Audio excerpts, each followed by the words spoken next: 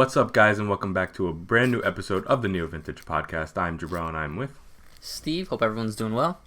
And for you guys who have never seen the show before, we're just two guys that like to talk over the biggest stories in gaming. And welcome, I guess, to our preliminary Halloween episode. I put on my orange shirt, put on little pumpkins behind us. That's literally the only things we have planned for this episode. Maybe a loose topic. We're gonna have some fun there. But it was kind of like a last minute thing. I was looking, I was like, oh crap, I thought I had one more episode. And I'm like, well, I guess this is the Halloween episode then. Mm-hmm. So I guess we always like to start with what we've been playing. So Steve, what have you been playing? Alright, so I've just been doing some cleanup because I'm trying to get the backlog low before, the new generation comes in. We're 2 weeks away, something like that, 3 weeks, 2.5 weeks. Yeah. So exciting. So still playing mainly Crash Bandicoot 4 just because it's a good game. And I like to crank out 2-3 levels at a time sometimes. I've started not ignoring like the collectibles and stuff. I just, every time I try to get all the boxes, I'll miss one. And I don't want to replay the levels because they're pretty difficult. So I've just started just beating the levels. I get what I get and having fun. I actually kind of do like Dingle Dial's levels now. I was surprised. I didn't think I was going to really enjoy him because I thought that's a weird random boss to go. So that's fun there. Then just clearing out backlog. I'm doing Paper Mario Origami King. I'm enjoying it a little bit. After some time, because I was never too hot on it. I'm okay with it now. It's fun. It's a cute little like game. It's unique. I like it. So I'm a little warmer on that. I went back in, as you know, obviously I finished Mafia 1, the remastered, which what a great game. I forgot how good that game is. I also forgot how important it is, in the overall timeline for the 3 Mafia games. And I won't spoil the big connection, but it caught me super off guard. Didn't recall. I don't know if I just never knew that. It's funny. One question though. Yeah. Now that you've played them both pretty close to together, do you understand what I'm saying about the fact that maybe you should play Mafia 2 first? Yeah, I definitely do. There is a weird prequel type vibe to it. Yes, there is, especially because my thing is like the two main characters, from Tommy in one and Vito the other, they're very similar in some aspects. But the way, I do understand that it's a little bit more impactful because, I can't recall, I played Mafia 1 so long ago, but I never really played the story, never really understood what was going on when that game, came out forever ago. So just pretty much playing Mafia 2 almost brand new for a chunk of it. And then, funny, because I did the mission that connects to Mafia 1, never realized anything.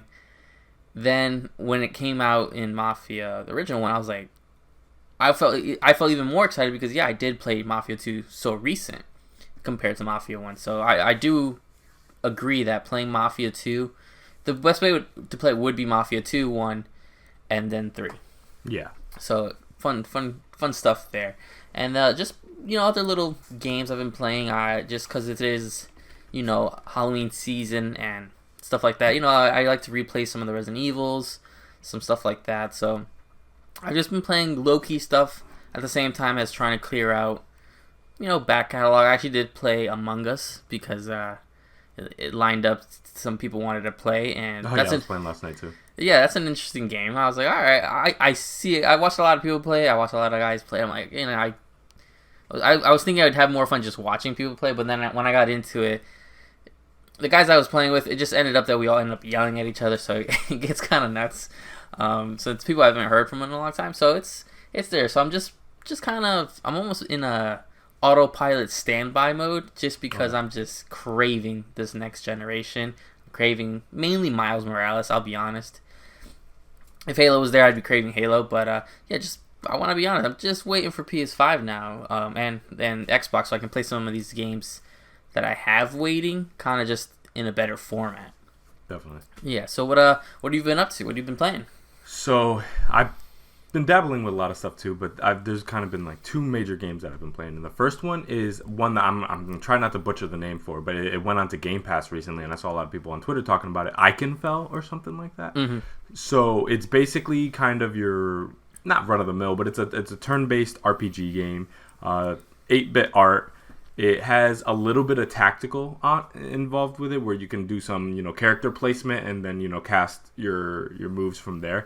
But the story of it is what really intrigued me about it, and it's basically about a girl whose sister has magical abilities and goes to the school, and you're not that sister. So it's interesting. You're not the main character with all the crazy powers, but then you find out you can do some stuff too, and your sister went missing, and so you go to the school and you meet all these witches, and it reminds me of some weird cross between, like, obviously a little bit of Harry Potter, a little bit of like a Little Witch Academia, the anime and stuff like that. But at the same time, there's kind of like a menacing undertone to it where I feel like things might get heavier as you go along. So yeah, the game is phenomenal. So for anybody who has Game Pass and is looking for something to play around with, and I highly recommend Eichenfell. It's really good. I did just install that this morning on Game Pass. Oh yeah, you gotta play that. It's amazing. It's there, and then I was like, all right, gotta record though. So excited now that you can co-sign that decision. It really brings me back to the era of like Game Boy Color and Game Boy Advance RPG games. These kind of random ones from Natsume where they're like really good, but nobody pays attention to them. It really reminds me of that, and I really think the team that created this game really captured like a great vibe that I haven't felt for a long time. I was just sitting there playing this kind of like 8-bit game, and I'm like, man, I haven't felt this in a while. It feels so like late 90s, early 2000s for me. That's awesome. I'm excited now. I'm excited to try it out. Yeah, you got to. And then the second one is actually something that I tried from your recommendation. I finally got around to trying Hades. And okay. Hades is easily one of the best games I've played this year. Easily. Yes. It is phenomenal. Everything about it. I love it. It's such a me game. And the only thing I have a problem with is the fact that I didn't jump into it earlier. Like, I feel stupid now. It's one of those games. I'm like, this is a me thing. Yeah, a lot of people get turned off from the original. It's funny because I think I did just see you on Switch last night playing it. Oh, and yeah. It went over my head. But yeah, people hear it's like, it's this kind of repetitive roguelike thing. But Hades does such a good job of filling it out with so many things. So I'm so happy you're playing. You're playing it on Switch. I haven't gotten it on Switch yet. I'm dying to get it there. Yep, playing it on Switch. I've read a lot online where some people had some concerns about performance issues. Obviously, there's some degree of slowdown, especially the deeper you get and the more they throw at you. But generally speaking, runs fine, looks phenomenal. I played both docked and handheld. Both looked really, really crisp. I do a little bit better docked with that controller.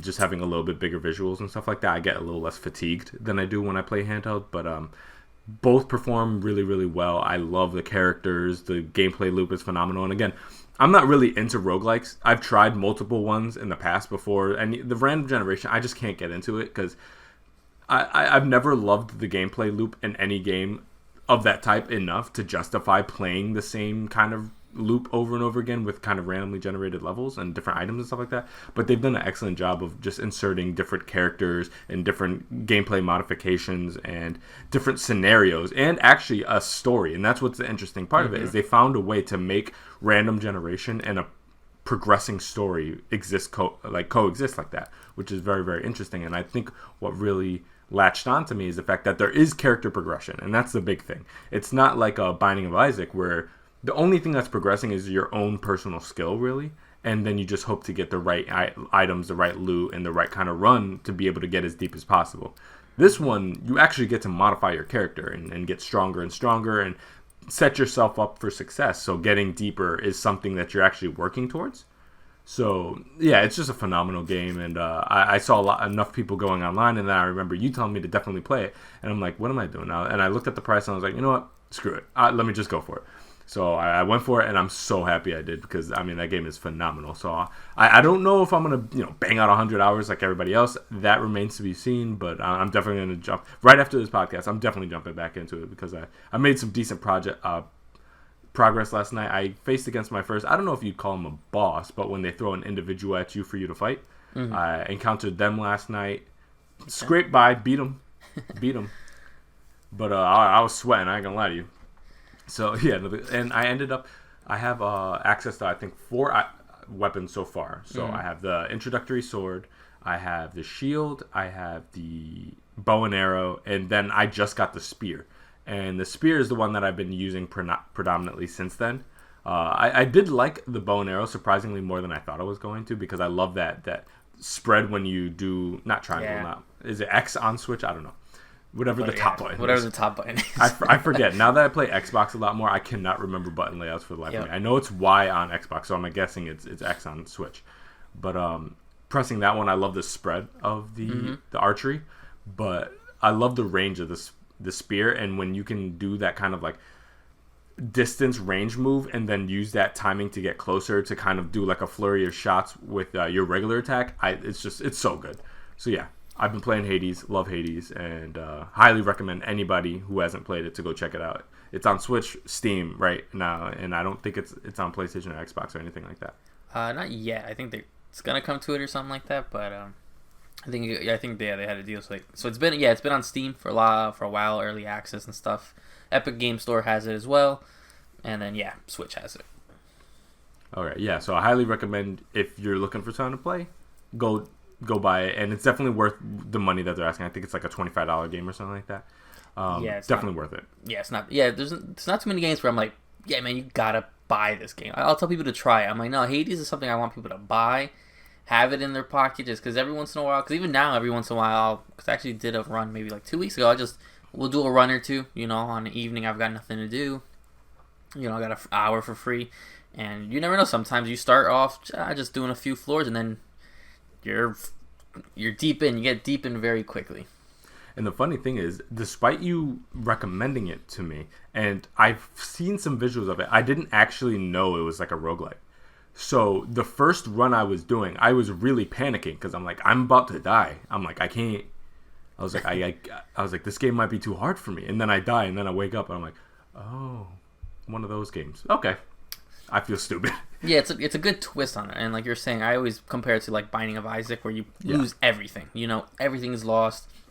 You can, from powers to stuff like that. At least that's when you do feel like you're making progress. Like, initially, every time you're getting better and you're getting further into, the floors of Hades and stuff like that. Whereas in like Binding of Isaac and Rogue Legacy, you pretty much, you die, you lose it all. Who knows if the next, you may have to go, we both know my brother who likes to play Binding of Isaac way too much.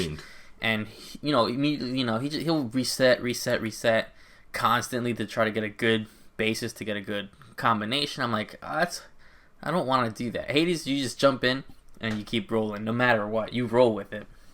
Yeah, and I was able actually to make it to the second area too. So nice.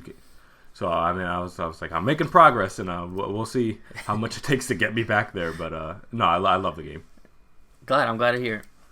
So I guess we could jump into our stories. We have 4 this week, and so this first one, before I start the story, I do want to give a little caveat. This is not to single out any individual, but this story was absolutely going nuts online, and we have to talk about it. So again, not to dogpile on any individual, but it's an interesting idea that he brought up that we should discuss.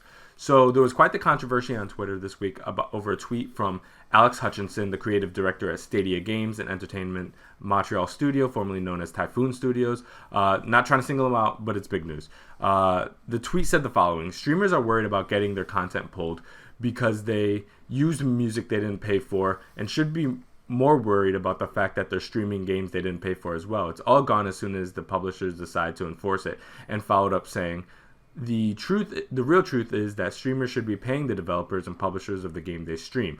They should be buying a license like any real business and paying for the content they use. Obviously, there was a great deal of pushback from him saying that the take was very anti-streamer and it ignores the benefits that games can get from the promotion of streamers. So I think there's a lot to unpack here. Specifically, there's the phrase of what he said, and then why he's getting the pushback he's getting. And obviously the big reason of why he's getting the pushback, other than the fact that people disagree with the statement, is the fact that it's coming from a guy who's working for Stadia right now. So it's kind of funny where people are like, no wonder Stadia is flopping if this is the kind of thinking you guys have over there. It's just such a streamer unfriendly thing. I think in many ways, Stadia's already gotten accused of being customer unfriendly with their whole, you need to do the subscription model and then you need to buy the games individually. Some people feel like they might be a little developer unfriendly. They're not really fostering these relationships they need to foster. And now they're coming out as kind of streamer unfriendly. That's interesting. There's also kind of the idea of what he said that I feel like you could take it from a legal perspective. That's kind of how I initially analyzed it, and it's like, if you look at it from a purely legal standpoint, like he might have a point in terms of like copyright ownership, IP ownership. Yeah, you might have to license a game just from a purely legal standpoint, but yes, obviously it's bypassing a thing that exists on internet culture. And then there's the idea of fair use and transformative in nature, and that's a whole different thing that let the courts sort out. I can't sort that out. But Steve, what did you think about this whole story? Did you agree with him? Did you disagree with him? Like, what'd you feel? So, initially I was like, this guy doesn't know what he's talking about. Screw it. And then I had to do a little bit more deep dive of who he was. I'm like, why does he think this stuff? And yeah, obviously there was a extra pushback because he is, creative director at Google Stadia, and anything Google Stadia now has become such a meme. Yeah. And so when such memes start to try to push back in the industry, you're gonna get the pushback. Okay. I don't understand. I'm not a legal expert. I don't know how things work and stuff like that. So when he's coming and saying, that, streamers should pay to be able to stream the game, and I was like, initially I was like, well, we do. We pay for our games. We pay $60. That is to me buying the license and giving me the right to stream the game. And that's my sense. Music is a little bit more complicated due to, I'm sure people aren't really buying music. They're doing, subscription-based stuff and things like that. That gets a little bit weird. So again, I don't think they're in the same boat, which is why you can't just stream music. I know Twitch is doing their whole big thing right now with the music and stuff like that. But I think, no publisher, no developer is gonna do the pushback, because you think of some of these big creators, PewDiePie and Twitch, no matter what your game is, if one of those two guys play it, you're gonna skyrocket. Among Us this is a game that came out 2 years ago, I want to say, roughly, and it wasn't really till PewDiePie played it that, look, everyone's playing Among Us, and those guys are probably super excited. They didn't go to PewDiePie and be like, hey man, you gotta pay us a weekly fee to stream Among Us. No, you have everyone playing it. You had everyone going to buy it, to the point that you're going back to your game now and updating, and I'm sure they're super happy about it. The music stuff, again, is a different aspect, so I think this guy doesn't really know what he's talking about when it comes to that. I know it's easy to say that, saying, hey, you keep using our, if you were using my creative project to continually stream, and, I think the biggest issue with that guy is actually the making money situation, because obviously you can make money on Twitch and streaming and YouTube and all those things. I don't see this doing anything else besides just causing problems. Again, it's weird that, Stadia, anyone connected to Stadia, comes out even doing, saying even more non-consumer friendly stuff, is obviously going to look bad. I do think I was expecting him to maybe even continue arguing on Twitter with people. I'm surprised he didn't. I'm sure someone at Google, because he is just the creative director, he's not like the owner and stuff like that. There's so many higher ups compared to him that are probably like, knock it off, don't get on there. Google Stadia wants to be in the good light, the limelight, and they really aren't anymore.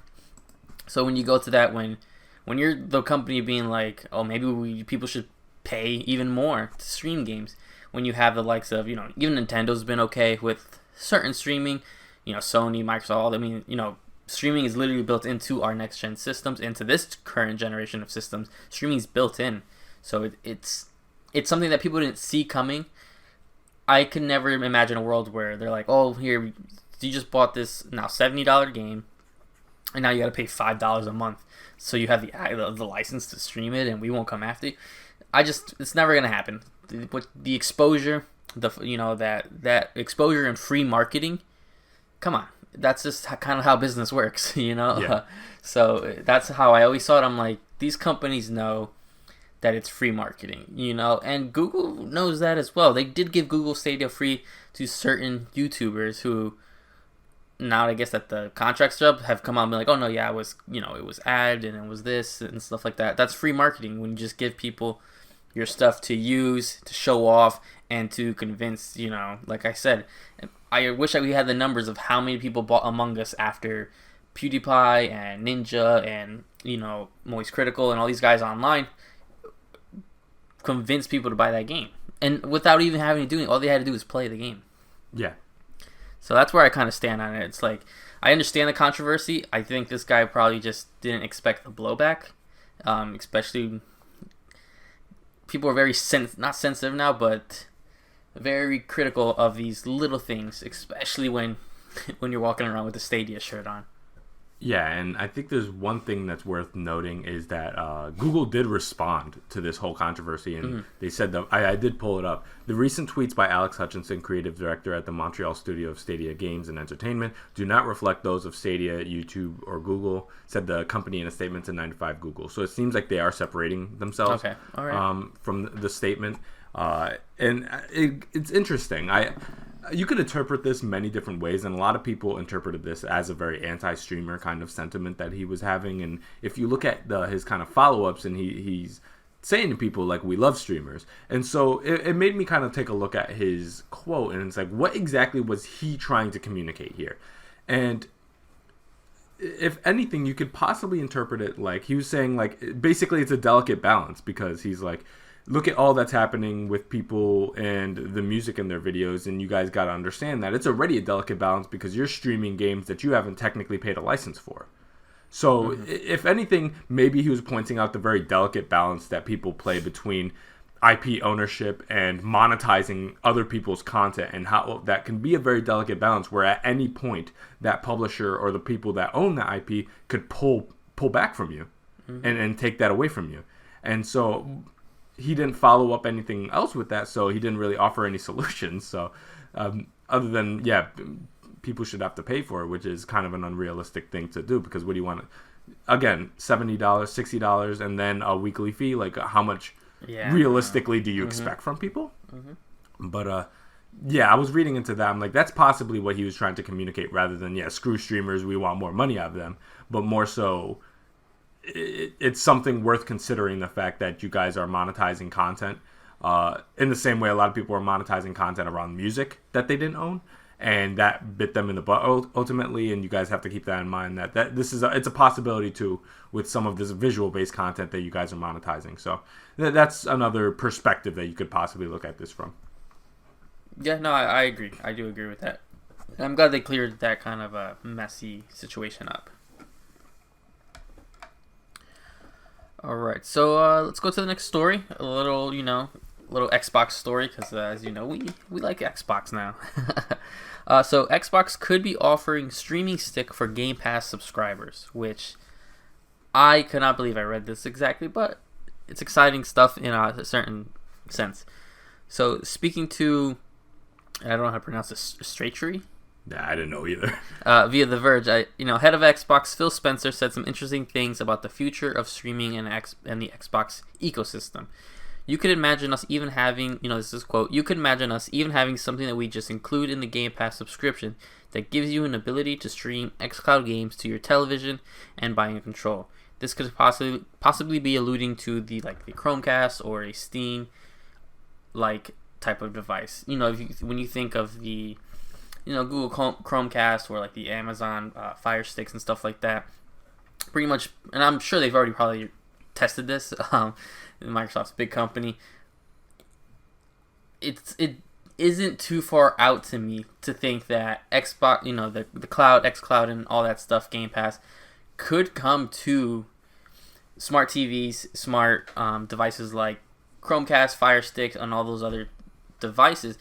It's interesting when I started to think about this, because a lot of things people hold to them is that you're getting all this stuff for free, and I'm trying to think in a world, why would I need and I kept using a Fire Stick as or even let's say a Xbox stick to stream these devices, and why would I need that? And I started thinking about being on the road, let's say in a world that we can travel again and stay at a hotel or somewhere, and you don't want to hook up your whole laptop, and even though you have xCloud on most phones, but having that option is smart. I do probably see this as something, if they've probably tested it, if it worked well, I don't imagine we're gonna wait too long before this actually happens. The fact that he's been so upfront about everything that he feels makes me feel like this is definitely something that's been talked about, been tested. It either went well or didn't go well, and it's interesting to see. I think obviously they're not trying to push it. If it succeeded, they're not trying to push it right now because obviously you only want to push one hardware. You don't want to tell people that they can now play these games at home using a stick cheaper than using your two systems. How expensive would this stick be? How would it work with specific existing casting devices? So, Jabro, what did you think about this? It's a weird, interesting story from Phil Spencer. Yeah, I mean, it makes a lot of sense to me. Especially ultimately, you could say like, I like xCloud. I want to stream some games, do it on my phone, do it on my pad, computer pad or whatever. That's awesome. But again, yeah, some people would be like, hey, with all this people streaming major games on like our TVs, Amazon Luna's on the horizon, Stadia's there. What is kind of Xbox rebuttal to there? So having kind of like a Chromecast or Steam Link or Fire Stick type device to right into the back of the TV for Xbox specifically, especially if it had some streaming capabilities too, would be awesome, because theoretically, if it works, you can grab something about the size of a flash drive, pop it in your pocket, and that's my Xbox. That's my Xbox for the weekend. Yeah. So if they can get it to work, it makes a lot of sense, especially they're really tripling down on the streaming tech. And again, if you remember, sometime back, Microsoft and Sony actually teamed up to really get this streaming thing working. So it seems like a lot of the work from that is coming to fruition because they're involved with tech and they're offering things that a lot of these companies are going to have a real tough time. Like, I'm sure Stadia and Amazon Luna are sweating at this prospect. Because ultimately, if you can get that to work, $15 a month, this comes with the subscription, so you pay $15 up front maybe.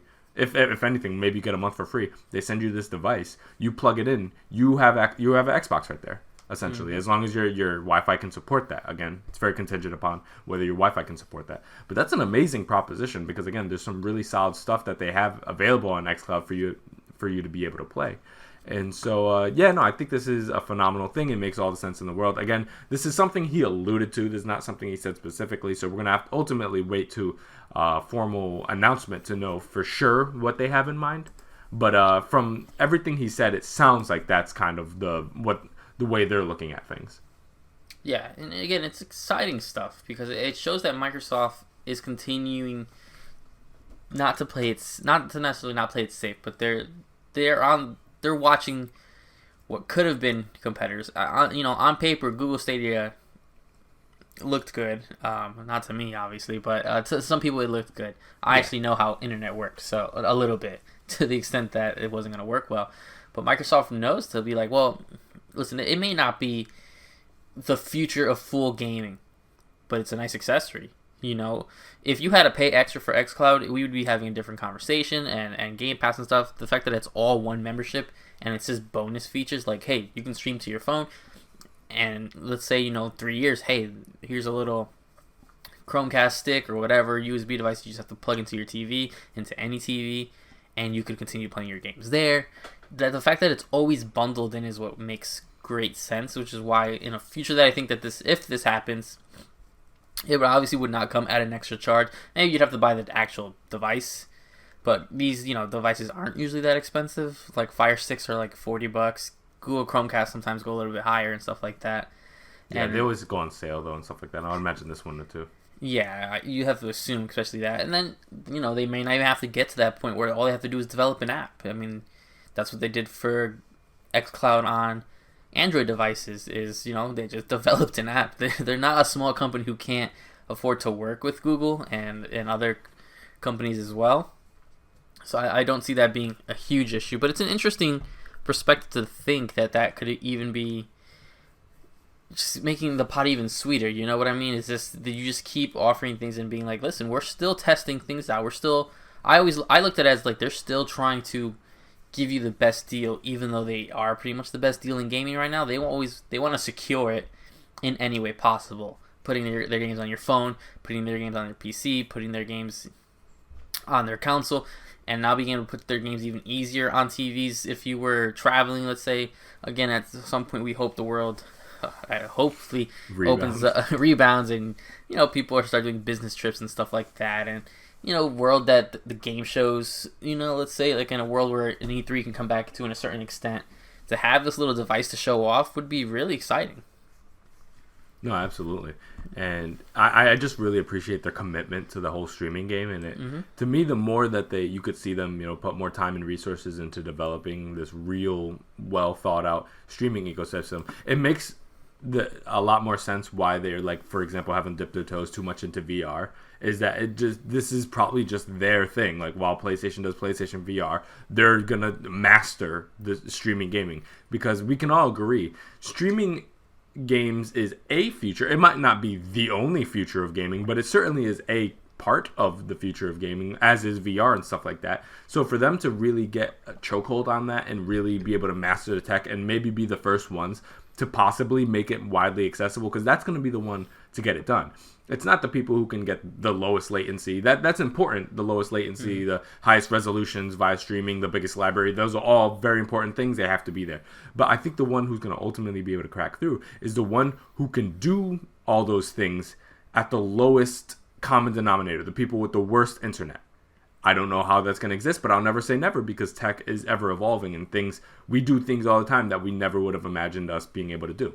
So yeah, I think it would be interesting to see if Xbox are the ones to master that and be like, hey, we've tested this in different places of the world, and we were able to get it up to 70% of the people in different regions around the world. We were able to get this working, and we play around with things. So again, I want to see the one who's be able to crack it. My money is possibly on Xbox right now, because I think they have the best value proposition and the most resources and the most common sense approach to it. But ultimately, it remains to be seen. Yeah, I mean, we'll keep an eye on it. They're doing smart moves, and they're doing good moves. So I assume this pattern will continue. For sure.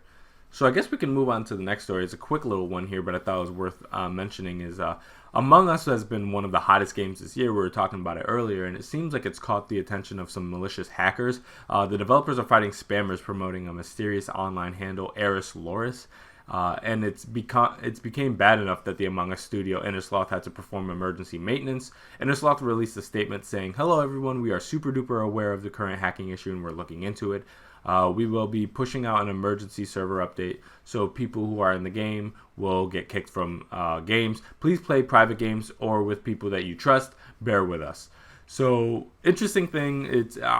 First off, I'm so happy about Innersloth being able to experience this amount of success. This is phenomenal, and I'm so glad to see like a smaller indie dev be able to, see this much success and exposure. But naturally, that comes with things, and naturally, when you have a game that is not only as popular as Among Us, but as social as Among Us is, and it's all about communication and deceit and playing around with your friends and doing all kind of crazy stuff. This is just a honeypot for these type of people, these type of hackers and spammers and stuff like that. So it didn't surprise me, and I'm glad that they're on it, and I hope they're able to curb this, because again, small things like this, I would hate for this to really become any bigger of an issue, turn anybody off to the game. But I have faith that they'll be able to take care of it. They're communicating really well. If you go on their social medias, they're very aware of things, and they seem like they're on top of it. So, hands off to them. Yeah, I mean, you got to give them a lot of props. They at no point, I don't think, expected the game to blow up the way it did, 2 years later. But the fact that they're still there, the community's actually really good, which is, it's just weird for me to see a good game community. The Among Us community is, was really quick to help bring this issue to light and offer the support. And, most people play in private parties as well, even though that, because you can do the open matches and stuff. So most people are playing in private parties, which helps kind of deteriorate this. And, yeah, that's how I play. Yeah, and, it's also just the big one is, Innersloth coming up being like, listen, we know there's an issue. Here's some things you guys can do, private matches and all that kind of stuff. We're working on it. We're trying to do what we can to, they're like, I think they legit said to bear with us. They're like, just work with us. We're trying to do what we can to fix this issue. And, that transparency goes a long way when your stuff is, under attack or there's a small issue. It's good that you guys are upfront about it. And that's why you got to give them props. Again, they at some point could, this game could have blown up and they still could have done nothing, but they've gone back to it and they're really working with the community to make it better. Absolutely. Yeah, exciting. All right, so the last another little small mention of it, the Uncharted movie update. This always makes me laugh. So the long in development Uncharted live action film has begun to make some progress. we got an official look at at the new Nathan Drake, Tom Holland in his outfit.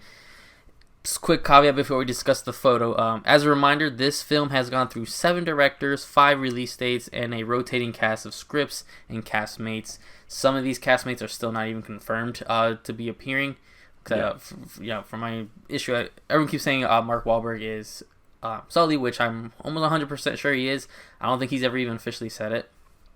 But so this photo came out. It's it's. What did you think before I need a moment to recollect my thoughts? What did you think of this?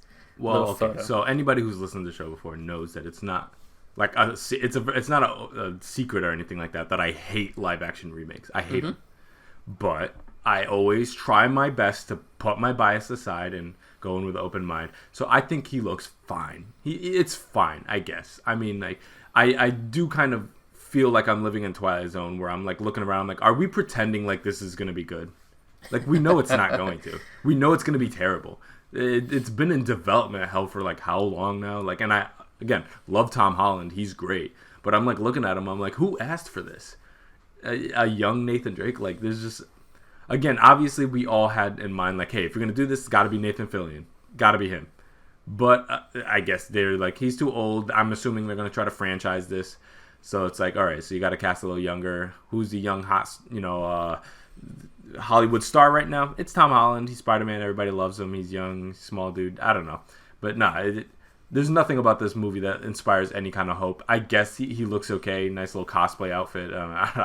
Beyond that, I don't know how to take it. But again, I know this movie is going to be absolute, dog-ish. And I have no interest in seeing it. And I don't understand why people are like acting like it's going to be good. But best of luck to him. And I'm curious to see what it ultimately turns out into. But again, does he look like Nathan Drake to me? No. But he's about 20 years shy of that. So I don't really know how they would be able to make that work. I don't understand the idea of doing a prequel. This just, you know what this gives me vibes of? The Young Indiana Jones TV show. Mm-hmm. Yep. Like who? I just don't understand. Like, it's like, okay, you got a guy like Harrison Ford, one of the most amazing actors of all time, and then you're gonna be like, yeah, we're gonna do a movie around his character, except he's young, really young, before chronologically it makes any sense of him doing any of these things. So it's like, yeah, we're gonna do an Uncharted movie, but it takes place before anything of note. A lot of the characters are probably not gonna be in it because they haven't been introduced and stuff like that. So yeah, okay, it looks terrible to me, and that's my thoughts. Yeah, so I felt very nothing about this photo. Yeah. So, and I'm giving, the movie the benefit of the doubt. I just, we don't have a good track record of video games coming to movies. It doesn't really make sense to. If this was a live action, like, Netflix series, maybe I'd be a little bit warmer on it.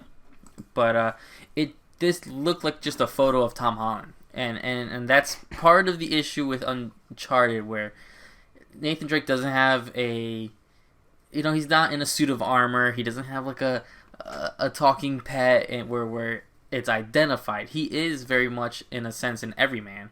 He's just a guy dressed in beige with the ring and a horseshoe belt. And then so I see this photo of Tom Holland. I'm like, it's just Tom. I'm like, it just looks like Tom Holland was out and about rock climbing or something like that. So I don't think this was the best photo to reveal the cast. Well, reveal Tom Holland as Nathan Drake. It just, again, Nathan Drake, as iconic as he is, he's also very plain. Here's some jeans, a beige shirt with one button, the necklace with the ring on it, which is important, but that's it. It is an issue. I have no problem with Tom Holland being Nathan Drake. I do not like how young they're making Nathan look, because you assumed that they were kind of folding in the first game into this. But really, what does that look like? Especially when a bulk of the game is shooting galleries and some platforming. How are you going to incorporate that to you assume, almost 2-hour movie? I'm trying to give them a benefit of the doubt, and it just looks fine. Sony in general with these kind of movies always are weird, and they couldn't really crank out good Spider-Man movies that much. Look how many trash Spider-Man movies we have compared to good ones. And I always think because that's him being Spider-Man, that kind of in bed with Sony is how he was able to get this role so good or so quickly. I think we just kind of need to see a trailer to kind of see the vibe. I feel like this whole thing is going to be almost like the Tomb Raider movie where it just... Yeah, the newer one? Yeah, where it looks almost fan-made, and it's going to be fine. And, even that Uncharted live-action thing we got with Nathan Fillion 2 years ago, I want to say. It was like that 15-minute short. Even that was fine. But that's the best I can see it being is just fine and as a YouTube video, let alone a 2-hour movie. Yeah, so if Nathan Fillion couldn't really do it, and I just think there were better actors, not better actors, not throwing shade at Tom Holland. I think there's just other people who may have fit this role better, where you didn't have to go super early. I understand they're trying to do a franchise, they're probably going to try to crank out a trilogy at least, but I think I've always been in, and I'm kind of a fanboy for him. I always thought Bradley Cooper kind of worked better. I think he's more that age when this movie started anyway in development. Bradley Cooper was a little bit younger. I thought he fit that role a little bit better, but obviously when you go this long in development hell, I mean, at one point, if Mark Wahlberg really is Sully, remember at one point Mark Wahlberg was in talks for Nathan. So it's like, that's how long this movie's been just back and forth. And do you imagine like Mark Wahlberg signed down for one role and they're like, well, we want to go younger, so we can give you the old guy role now. And it's just weird. And there's a small photo of Mark Wahlberg. I saw it circulating last night with him with kind of a dark Sully looking mustache. I don't know. It looked really weird. I did not like it at all.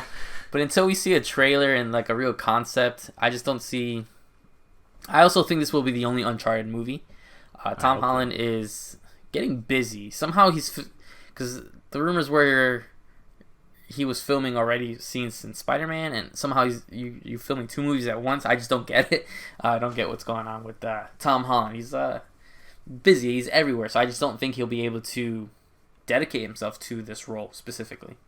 How much you want to bet they're trying to put The Rock in this? I'll put money they're trying to get The Rock in this. I mean, The Rock's in everything. That's what I'm saying. They're gonna have him the same outfit from Jumanji.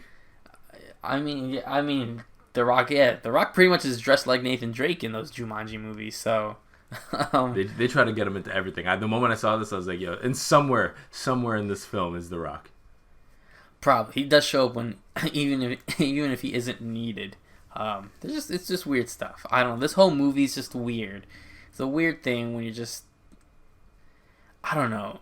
I don't get it. It's because it's not like this cartoony looking game that is being switched to realistic. It's a realistic to an extent looking game. The series are based off real people. It's not like if they were taking the Gears of War series and making it. Obviously, nobody would be these super jacked muscle bro guys. Everyone would be obviously muscular, but it'd be different.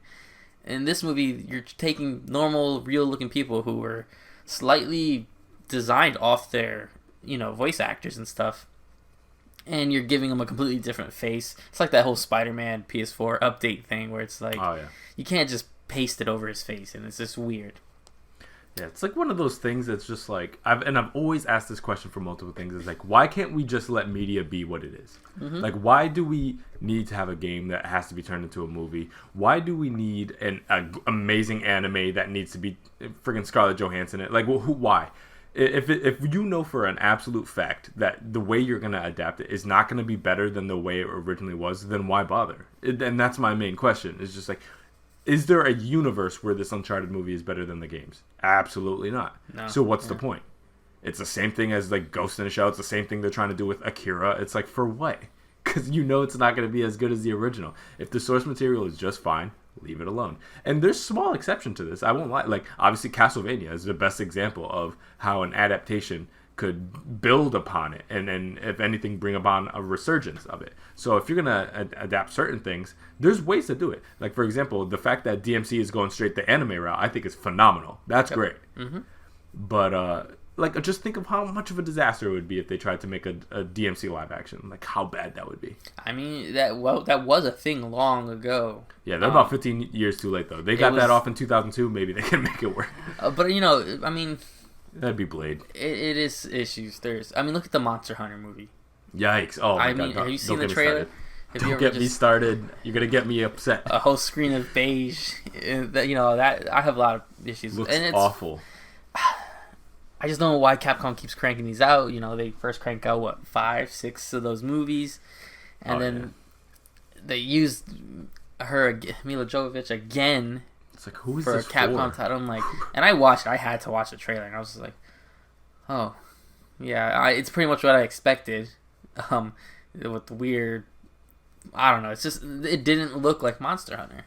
No, and it's a sad world. We'll keep our eye on it. Yeah, I'm not trying to go into a whole movie rant, but we'll keep our eye on it.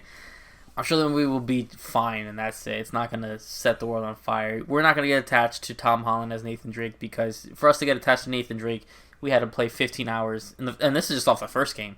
We've gone through 4 games with Nathan to us really get accustomed to his character, to his likings, to Sully, to Elena, and all these other characters. We're so attached to those characters is because we spent hours on them. You're not gonna get attached to a character we saw for an hour 40 minutes, and the same guy that we saw play Spider-Man. And it's like, at that point we're gonna get attached to Tom Holland, not the characters he's embracing. Yeah, Tom Holland might be too old by the time this movie comes out.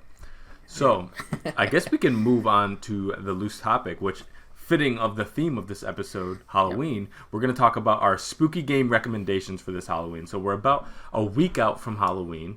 And so for you guys who are trying to get into the Halloween spirit, there might be some stuff that you guys are looking for to play. So we compiled a couple recommendations each of what we think would be great ideas for you to play coming up to Halloween.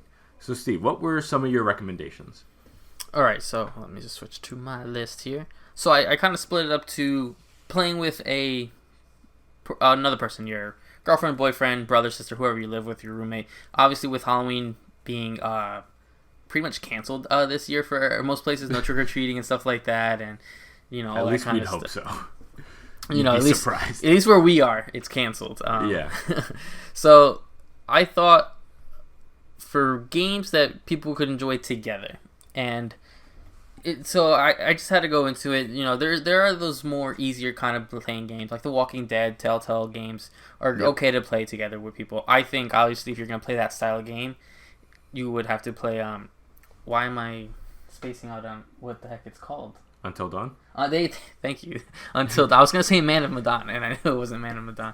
But yeah, I had both of them there, so yeah, I was like, I figured. So Until Dawn, I think is really, really good. I think I did play that game around Halloween when it came out, because, you told me it was really good, so I went out, bought it, never pre-ordered anything like that, and I remember playing that. I knocked it out in one weekend, and the game is creepy. It's not like, it's not... it's not Amnesia or any of these other, other games, but it's a fun, creepy, Outlast. It's a fun, creepy game that you can play with someone because, decision-based and stuff like that. I actually went a little bit old schooler. It's something I try to play every Halloween, every October-ish. I've not played this year, so hopefully today I will go get it out of my box. And it's Zombies Ate My Neighbor. I always like playing that. It's a little bit more throwback. I used to always play it with my older brother. He'd play as the chick. I'd play as the guy with the sunglasses, the 3D glasses. And it's always just been it was a tradition for a long time. Fell off for years. I'm gonna see if I can find someone who wants to play it with me tonight. I don't know if my wife is gonna want to play that. She's hit and miss sometimes on these old school classic games and stuff like that. Gotcha. So those two are my recommendations. So if you're trying to play with someone, if you're playing solo and you're really trying to get into that, scary mood. I always have to recommend, and just because I am obviously a Capcom fanboy, Resident Evil. I always suggest the first 3 Resident Evil games. And now you can play the remakes, and you have the options, and Resident Evil Origins, and then we have Resident Evil 2 and 3, which are fantastic remakes. I think those always put me in a mood, especially 2. 2 is obviously my bigger recommendation, because just the feeling of an enclosed building, puzzles back and forth. You have Mr. X running around. It's just always creepy when you open the door. Mr. X is there. When he charges at you, super freaky still. Way more than it is. Resident Evil 3 is way more action based with Nemesis and stuff. But I know you don't play the games, but you do watch the games, and I'm pretty yeah. sure they probably still catch you off guard though when Mr. X just be like, that's horrifying. When he first shows up, and I spoiler or whatever, this game's from the 90s, guys. But when he first shows up, and he moves that whole helicopter out the way, and he's just there, and he's just so plain looking. He's gray face, scary face, black trench coat, black hat, and I'm just like, I remember when that first happened, I freaked out, even though I was well aware it was gonna happen. It still caught me off guard. So those are the games for me that really help just bring up that scary feature without having to go super extent like playing Resident Evil 7 with the VR. Obviously, it's very scary and very horror-filled and stuff like that. I like these more subtle feelings of like a constant darkness, a constant horror-feeling game. And so those are more of my recommendations. Obviously, there's tons of them. You could go down the list. But before we just start spouting them out, what are some of your favorites and your recommendations? Yeah, so I have some bigger ones, but I'm going to start out with one of the more low-key ones that probably none of you guys know about. It's something that I picked up on Switch probably around this time or maybe a little bit later last year, back in 2019, and it's SpookyGhost.com. It's on Switch, it's on Steam, it's very cheap, couple bucks, and it's a pretty simple 16-bit Metroidvania game, but all themed around kind of like ghosts and going through a mansion and backtracking, and it's a fun little cute game. Again, it's not the most like polished, crazy, in-depth thing in the world, but it's a real fun game that I loved playing around Halloween, and it's a very light game. So if you would like a Metroidvania type game to be able to play that's a little less hardcore, play SpookyGhost.com. Now, on the other side, if you would like a Metroidvania that is hardcore, you got to play one of the best franchises of all time, obviously Castlevania, which in and of itself is not a Halloween game. However, you name a monster, it's in there somewhere. Zombies, vampires, a succubus, everything is in there. Yeah, so if you want on the other side, go play the Castlevanias. My personal recommendation is 1, 3, Symphony of the Night, any of the DS ones, any of the Game Boy ones. If you can get your hands on Bloodlines, it's really, really solid too. So there's a tons of options there. But yeah, go check those out. The next one is Red Dead Redemption Undead Nightmare. Something that people haven't talked about in a long time. But it's really, really fun game. Great to just go around this world. It's all nighttime. It's creepy. All these zombies going around. Great Halloween game. Still runs pretty decent. And they've done an excellent job with backwards compatibility and really polishing these games. So especially if you have an Xbox, you can pick this up too. But I believe it probably is on PlayStation Now as well. And if you have the old hardware, you can pop that in too. Very inexpensive game to find. Especially they have it bundled in with the full game for, a couple bucks. So you can hop on eBay and get that for really cheap. The next one is a full franchise. I say play any of them. It's Luigi's Mansion, obviously. Yeah. One of my favorite Halloween games of all time. Any three of them I think are really solid. You got the first one on GameCube. That one might be a little tricky to track down because GameCube games are going up in price right now. Dark Moon is not that hard to find though, and there's also the 3DS remake of Luigi's Mansion, or I don't know if it's a remake or just a port with a little bit of polish. But it's like a half and half. Yeah, so I say go check out maybe the 3DS version if you can't find the original version. And then obviously there's Luigi's Mansion 3 on Switch, which I think is a very quality, sequel. So go check those games out. Those are really nice, like family games. So if you're listening to this and you maybe have kids and you don't want to freaking terrify them with like death and gore, maybe Luigi's Mansion is the direction to go. And then the last one is a personal fave of mine, which is Splatterhouse. They have 3 of these games. It's pretty much a side-scrolling beat-em-up where it's very inspired by like slasher films, especially of like the 80s and 90s. And you play as a very like Jason-like person. But by the third one, you play as a guy who looks a lot like the Predator. So it changes as you go along. But these are really, really fun games. And Genesis games have done a really good job with porting, so they're not hard to get. If you would like them on cart, I don't believe that they're impossible to get. Again, there's 3 of them. And I like all 3 personally. I get lost on a lot of them, so I have like a really hard time beating them. But I do have a lot of fun too. So if you're looking for some real arcadey-like experiences for Halloween, then Splatterhouse is going to be a great option for you. Again, trilogy on Genesis. The first one is an arcade port, so I don't know if that one's on Genesis. I can't remember. I know it's like on TurboGrafx and a whole bunch of stuff.